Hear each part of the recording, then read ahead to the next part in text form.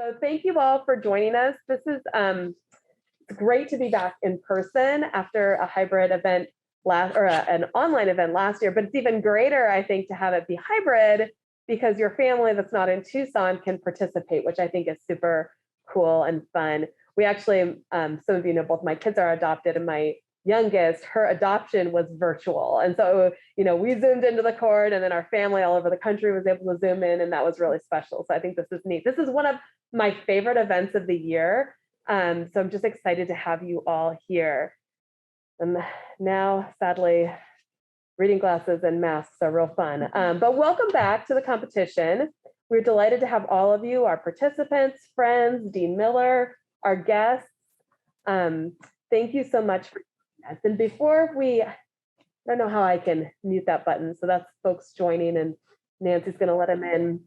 Before we get started to the awards and the reading of the final entries, I want to thank a few people. And at first, I want to thank Debbie, who I don't see, but Debbie makes everything run well and provides us with food and technology and and certificates. So thank you to Debbie. Thank you to Professor Solomon, who helps me read all the entries. And then we negotiated the finalists. It's always a fun time for the two of us to sit down and talk about that. And then thank you to our distinguished judges. So we actually had a ton of judges this year, in part because all the entries were so good. We kept ending up, at one point I thought we were going to have a four-way tie, and I started really stressing out, but we had to keep bringing in more judges to break ties. So our judges this year were Colin Green Blakely, who's the director of the School of Art. Tim Igoe. Tim judges for us every year. He's the editor of the Arizona Attorney magazine. We had Adam Kargman, who's a director and a writer, and also a partner at Isaacs Friedberg. Heidi Nielsen, who I see is on here, who's an artist and a lawyer and a UA grad, as is Adam. Professor Suzanne Rebay, who helped institute this competition 21 years ago. Barbara Sattler, who's an author and a former Pima County Superior Court judge. Mark Van Vliet, who wanted to be here but ended up with a conflict. He is Senior Director of Global Compliance at GoDaddy and worked for many years at Fender, and I believe is responsible for helping get the Fender room going, which, if you need to blow off a little steam, feel free to go over there. And then Janelle Vold, who's the Vice President of Development at the University of Arizona Foundation and also a lawyer. So we were really, and I think as soon as I tell you about the prompt, you'll understand why we had so many authors and artists and musicians involved in our judging. So this year's competition was about art. And Richard Grand was an avid art collector. According to his obituary, he and his wife commissioned art pieces from local artists, often loving pieces with bright, vivid colors. Mr. Grand also loved attending plays and movies. His foundation has donated significant amounts of money to cultural endeavors, including art and music schools, a theater, a writers' conference, and a book center. Many people find inspiration from art, music, books, the theater, movies, and even commercials or TikToks. Sometimes this inspiration can prompt people to make significant life changes, like moving to a different state or country or pursuing a different career. The instructions this year ask students to write an essay explaining how they've been inspired to make a change by some element of pop culture. Knowing our students, we thought we would have some interesting and well-written essays, and it didn't disappoint. And for those of you who participated last year, I know we have 2 1Ls as finalists and 2 2Ls. Last year, we had really deep, heavy essays. And the essays this year were deep and rich, but weren't quite as heavy, which was a nice break after 2 years of pandemic. Picking the top 4 papers was difficult. And as I already alluded to, ranking those top 4 was even more difficult for our judges. So before we announce the awards, we're going to have 4 of our legal writing professors read from the top 4 papers. Unless you think they're in any order, they are, and it's alphabetical. So don't assume anything by order of reading. All right, so first, Professor Solomon will be reading from 2L Krista Avenetti's paper.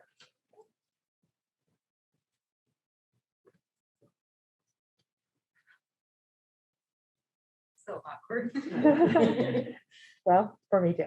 I think I paid $7 for that paperback. Oops. That's not where I meant to start. Oh, I lost my first page.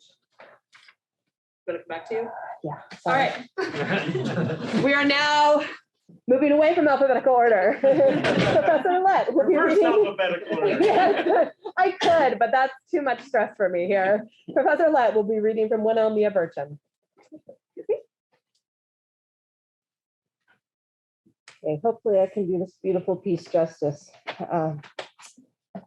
In the cooler hours before full day, I took my cousin's car to the wash that cuts through the city and took off running, loose to a place that demanded no politics of me. I saw a slow-moving man in the dry riverbed, dredging shocked sand over old shoes. The cacti startled out of their given earth, the sweet doves perched on the railing, a coyote ran with me away before slipping off to breakfast. In my path, I found a bone, a small thing, broken and jagged. It was some animal's eye socket, now just the lack of an eye, with bone all around. I took it and held it to my own face, staring through it at the sky over home. It was bigger through such a tiny horizon. It was what Georgia O'Keeffe had seen through the pelvic bone she found in the desert somewhere, which I saw as a child when my mom took me to see her paintings in New Mexico. They hung on the walls of a gallery larger than life, demanding communion with the world as she saw it. In Pelvis with a Distance, O'Keeffe painted a sky complicated by the orbital negative of a bone, a foregrounded perception that reminds the viewer of herself. The painting is simple enough in its composition, a blue gradient interrupted by an articulated cow bone, suspended in air like the center of the universe. It demands to be looked through, to direct vision. I remember feeling enormous. On the wash that morning, I felt enormous too. I remembered something I forgot, which is the scale of our moment of perception, its value and honesty. With my face to a sky that collected everyone I knew in its spans, which I saw at some other animal's size, I felt a generative wonder that stood in place of empathy. I felt brave enough to be, already only 25, to be the shape of my mother's daughter in new efforts, to house failure where I kept everything I've learned. In the negative space of the bone, I realized that we are always choosing our worlds, which we make out of all the little things in our way. It's a kindness to share this vision, to make others look at what we've made. Georgia O'Keeffe reminded me of the immensity in everything. I wasn't changed by her work. It was there from the start and returns to me often.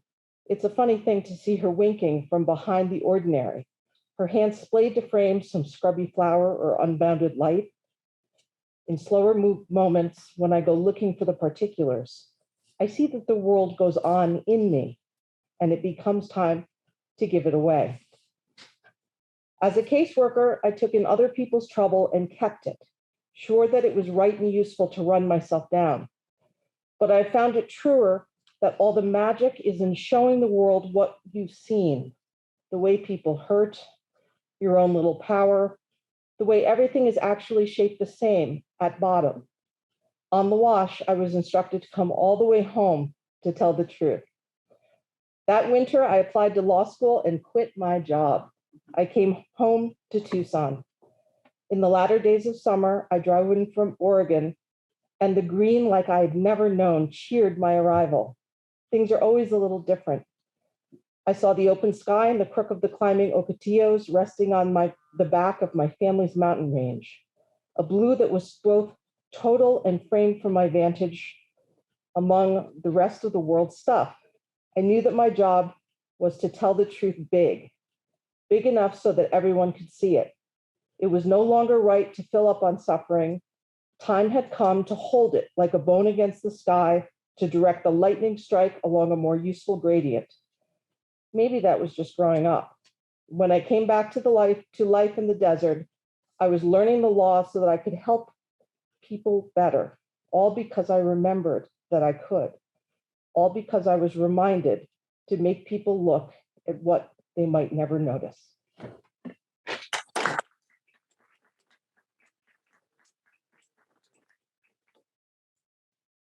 All right, Professor Solomon.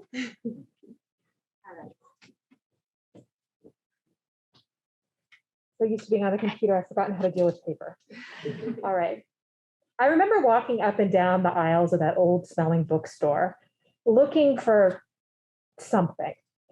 I'm sure I looked lost. I can't say that I was really into poetry at the time or reading at all, if I'm being honest, but I was 17. And that night, I was looking for something. I wanted to feel, I don't know, sad maybe. Or maybe I wanted to feel like I was cool enough to be one of those forlorn, artsy, angsty types who frequents local bookstores alone on a Friday night, not worried at all about pep rallies or dances or stupid Selena Hilton kissing my boyfriend after at the bus stop after school last week. Maybe some long-haired theater boy would see me in here, browsing the poetry section, and tell his friends that I might not be like they thought. Maybe I wasn't one of those annoying, semi-popular girls after all. Maybe I was smart, a little bit cool even. I made my way to the back, past the music and the magazines, to the very back wall. Poetry. Yeah, that's the answer. I pulled a few down and flipped through the pages to see if anything jumped out at me.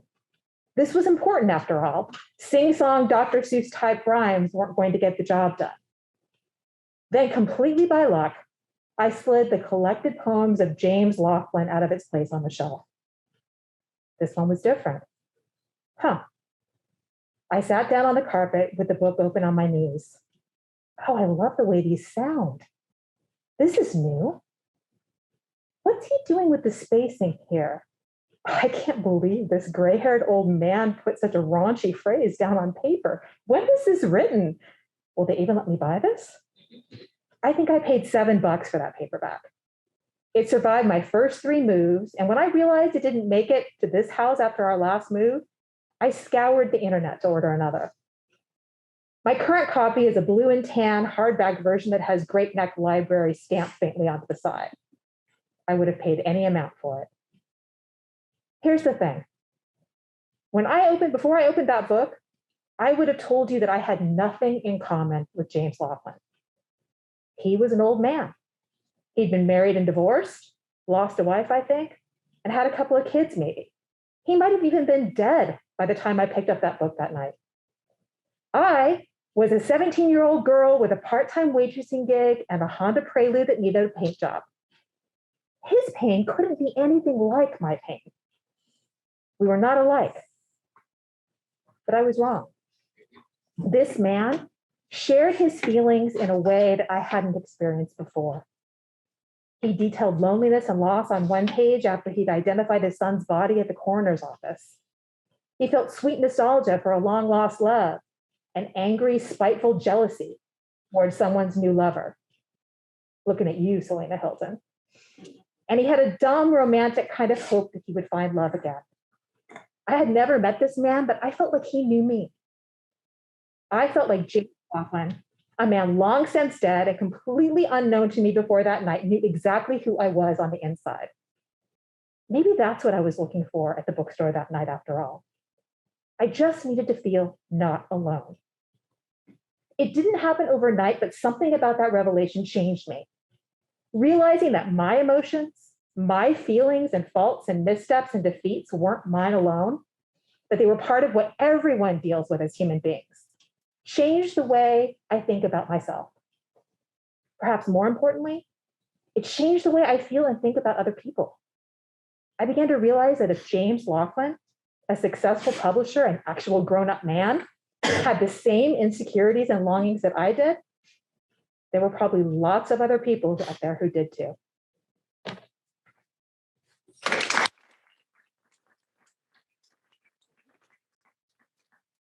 Last, we have Professor Williams reading from 2L Annalise's P.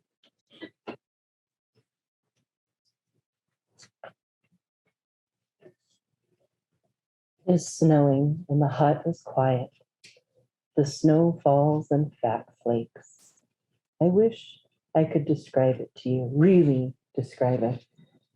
If silence were a tangible thing that you could see in the world, it would be falling snow.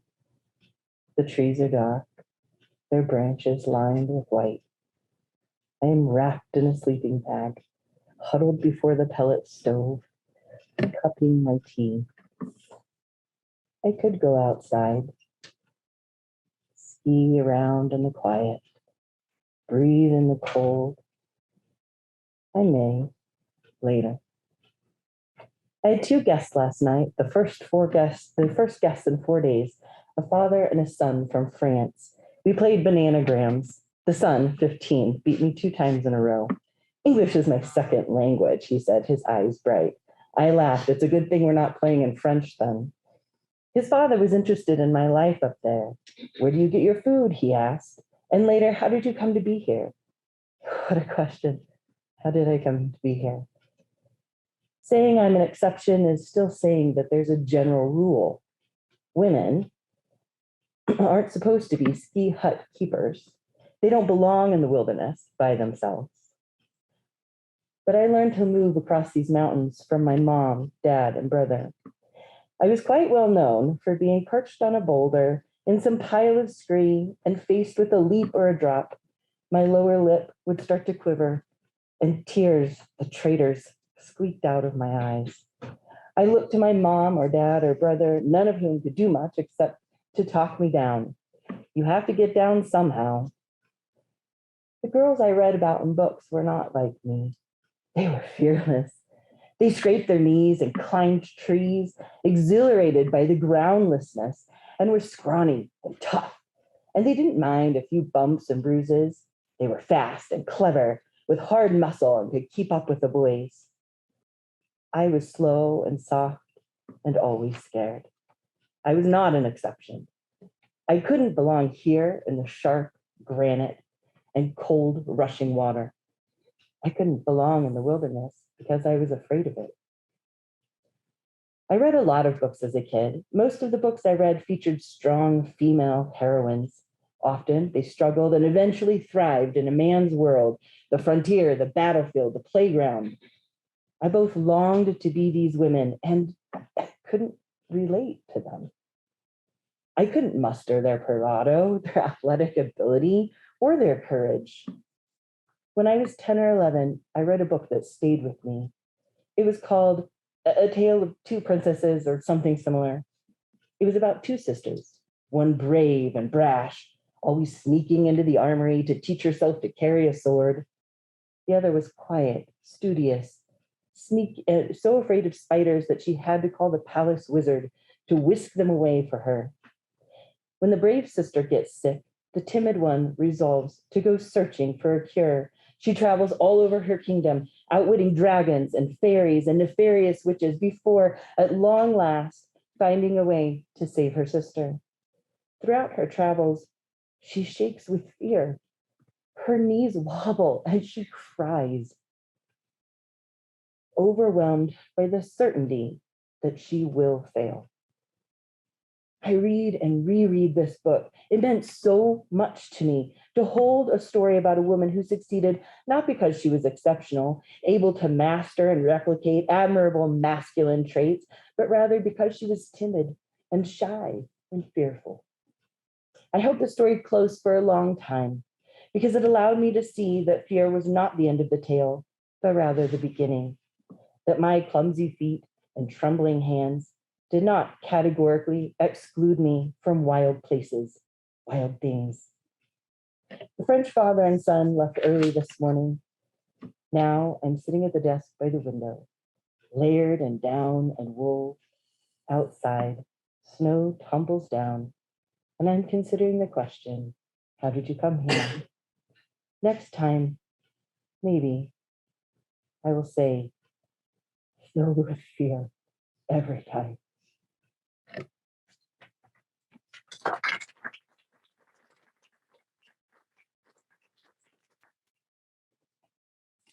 So now you really understand our dilemma in picking not just picking the top 4, because there were many, many other wonderful essays, but then the dilemma that our judges faced in ranking those top 4 essays. And Elisa, it's funny that we read this on a day where it's going to be so cold in Tucson. I mean, 58 degrees. What will we do? All right. I laugh. I don't know if you've ever told Dean Miller the story, but when I came to interview here, it was in January and it was a day kind of like today. And I walked around and everyone was wearing their coats and their scarves and their hats. And I'm like, what is wrong with you people? And then I realized it's the only time of year that you get a chance to wear them. And then you become just where 58 degrees is freezing all the time. Okay, these are in, flip these over to do reverse order. So Dean Miller, do you want to help me hand out these certificates? And then we'll have you say a few remarks to our winners. So now, honorable mention, again, this was so close. You all just did a tremendous job, but honorable mention and $750 goes to 2L Annalisa Skeen for her essay about fear and death.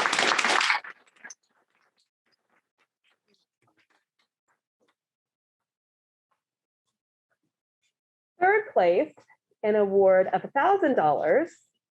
Again, these cash awards did not exist like this when I was in law school. I just want to compete here. Goes to 1L, Rudra Reddy, for his essay about a song and how it inspired him to be a man.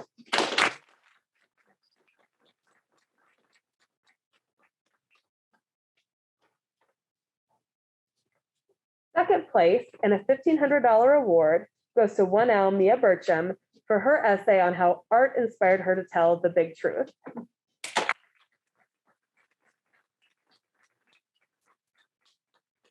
And in first place, Krista, don't let your kids spend it, goes to Krista Avenente for her essay on finding a kindred spirit through an old book of poetry.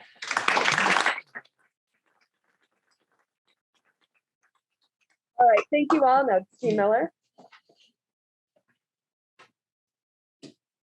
I'm not sure after having those parts of the essays read that any word or words I could offer will deserve to be shared in the same space, but thank yous are always appropriate. First, to those of you who competed, the larger number, and then the winners, just spectacular writing. And of course, that's so much of what we do as lawyers and in the legal profession is communicate clearly. And it's one of the reasons I'm so proud that we have what I truly believe is the best legal writing team and faculty in the world. And that is increasingly being recognized, and that's good. But the really important thing for all of you is they're here. And I understand that's not the reason you might compete in a competition, but I tie this together when we have a place that is committed to writing and students who come who are great writers, but it all comes into alignment. This has been one of my favorite events year after year. This is now 17 years for me here at Arizona, and I have been, I believe, at every single one of these, and with appreciation to those who judge, and again, with profound appreciation to those who participate, and then to the team that administers. But year after year, it reminds me, if I needed reminding, of not only the depth and nuance and texture of the lives of all of our students, and indeed everyone in the community, but of the ability to share and communicate and touch others. Richard Grand loved words. He was a plaintiff's lawyer and advocate, incredibly well known in the community. You can still meet many, many people who advocated with him or against him. And of course, there's a display about Mr. Grand in the library. The Grand Staircase has quotes from him, but he loved the arts and language. Marcia Grand, his widow, continues to support the arts and the law school and to be involved, and reads the essays every year. And I think this is just to develop these kind of traditions and then to celebrate language in this way is a very special thing. So with that, thank you to everyone who's here. Thank you to everyone who participated. I look forward to reading the essays top to bottom. I was given a copy, and but even the excerpts were just mind-blowingly good and moving and powerful. And I'm grateful to those of you who judged that I didn't have to be in that group, because I wouldn't begin to imagine how I would have sorted out even among those 4 finalists. So thank you all. And again, to all 4 winners, congratulations. Next actually almost asked you to be our tiebreaker, so I'm glad we didn't. I was unavailable. Yes, don't worry, Susie recommended Suzanne instead. Couple things. Again, we're so grateful to Mrs. Brand for her continued support of this competition and just of the law school and the arts in general. So thank you so much to Mrs. Brand. Please don't forget to sign in because that is important for financial affairs. And if the winners could come up and we could get a picture with Dean Miller, that would be amazing. So thank you all and have a great rest of this cold, frigid Tucson day.